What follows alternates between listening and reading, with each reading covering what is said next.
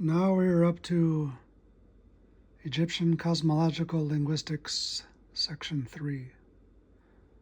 And this loosely amounts to what has been written up to letter A, letter B, and little part of letter G, decoding origins. It starts with letter A as the abstract, which basically says that prior to me there was 8 people who had conjectured about letter A equaling the hoe or plow from Kircher up to Celeste Horner, and then eventually in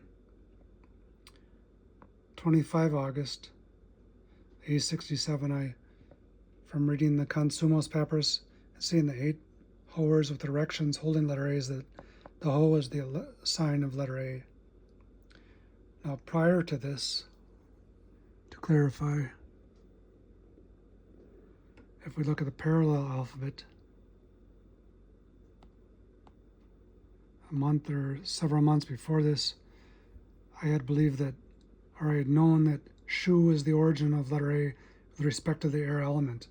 And I was guessing that his legs crossed like this with his arms spread out was the origin of letter A, or something like this. So I was a little confused.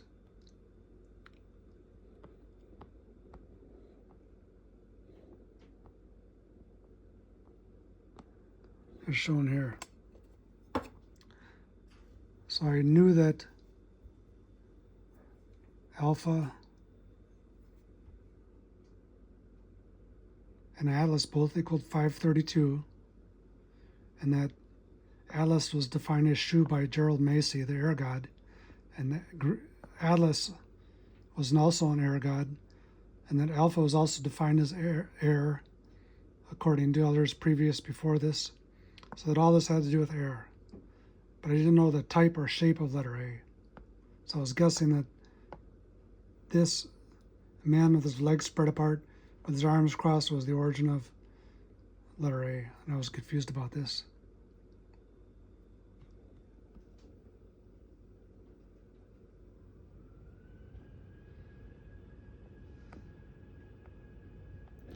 But eventually, on the Consumos papyrus, I found the 8 Ogdoad hoers with the erections holding letter A, and I said, oh, this is where letter A came from.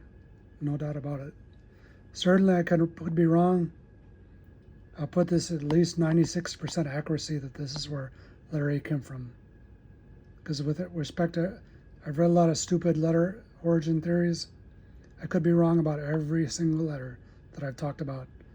But I'll give a high probability, but this is where letter A came from the hose.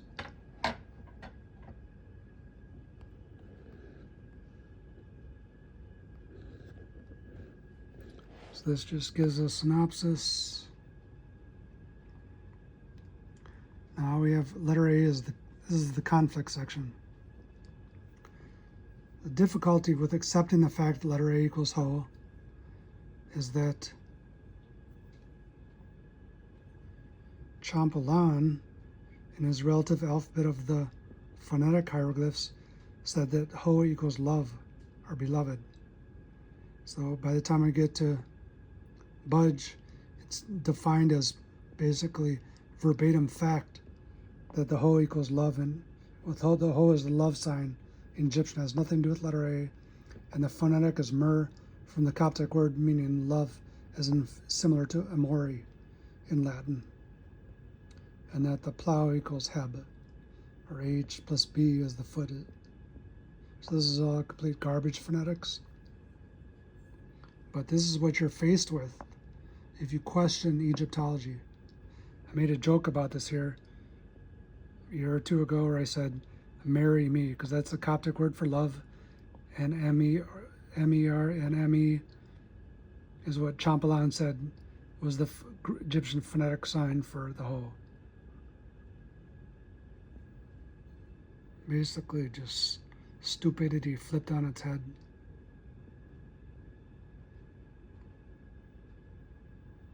So where this all starts is that In the Rosetta Stone, there are two different cartouches. There are 3 long cartouches, which all have the same signs in it, and 3 short cartouches. This is the long cartouche. So both Young and Champollion believed that this Greek phrase, Ptolomeo Aianovio Igapomeno Ipo Tau Phitha, shown here in Greek capital letters, was repeated, which is repeated 3 times in the Greek text of the Rosetta Stone, mapped exactly to this cartouche, and it was the cartouche was spelling these Greek words or names. So Young argued that the Ho sign was the symbol of Ptah, because you read before this that Ptah was the inventor of the Ho. Young, conversely, argued that Ikapomenu, which means beloved in Greek, was represented by the Ho. So the Ho became represented by love, even though it has letter A inside of it, right here. And pretty much Egyptology has been confused ever since. Also, Ptah has letter A in it too. But Young said this, A equals Ptah. Champollion said the Ho equals Igapomenu, meaning myrrh, cherry, beloved, or Mary in Coptic. So basically, we've been Egyptologically stupid for 200 years now.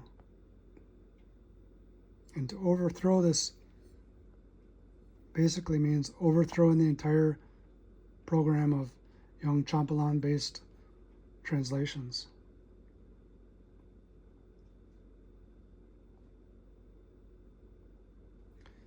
Now here we see just simple, obvious.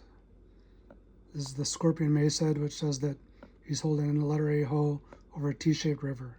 So here we see the origin of letter A, origin of letter T. In the Libyan palette, we see 6 sort of enclosures with gods holding Ho's above, letter A Ho's above it. So 4-year-olds, if you ask them where letter A is, they'll tell you, oh, here. But if you ask linguists or Egyptologists, they know Ho comes from an ox head, and this means I love you. This is where we've become stupid to the 110% in the present day and age. Here's a cipher. Loosely was noted by Karen Berry, but I was the first one to map it to the fact that alpha plus alpha equals Egyptos, probably meaning that Egypt is either the land of Upper and Lower Egypt, or the land of hoeing on this earth and hoeing in the earth, the afterlife earth, something along these lines. Kircher, we see here, was the first one to say that the Ho is the Hiero Alpha in his 301A Oedipus, the Egyptian, Volume 3, page 494. He said that the ibis with his beak between his legs makes letter A. And this is where letter A comes from, or at least the Coptic letter A came from. So Young and Champollion both read this, and they sort of dismissed this as blurry, like pseudo hieroglyphic conjecture.